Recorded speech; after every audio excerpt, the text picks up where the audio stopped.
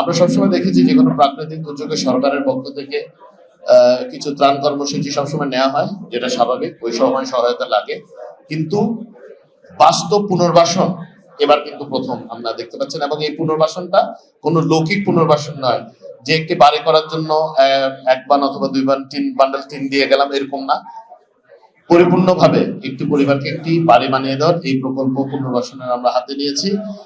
কিছু প্রোগ্রাম বাঁশখালীতে সরকারের পক্ষ থেকে হচ্ছে, কিন্তু হাটাজারিতে যে অনুষ্ঠানটি হচ্ছে পুনর্বাসনের, এটা পুরোটাই বাংলাদেশ জাতীয়তাবাদী দল, হাটাজারি উপজেলা এবং পৌরসভা এবং অঙ্গ সহযোগী সংগঠনের উদ্যোগে হচ্ছে। এখানে আমরা 30টি পরিবারকে পুরো ঘর বানানোর ব্যবস্থা ইনশাল্লাহ দলের পক্ষ থেকে করে দিচ্ছি। এবং দ্বিতীয় যে ঘটনাটি, সেটি হচ্ছে সবসময় দলের চেয়ারপারসনের সাথে আমাদের দলের কাঠামোগত কারণে সবসময় সেন্ট্রাল কমিটির লিডারশিপের সাথে মত বিনিময় হওয়ার সুযোগ থাকে।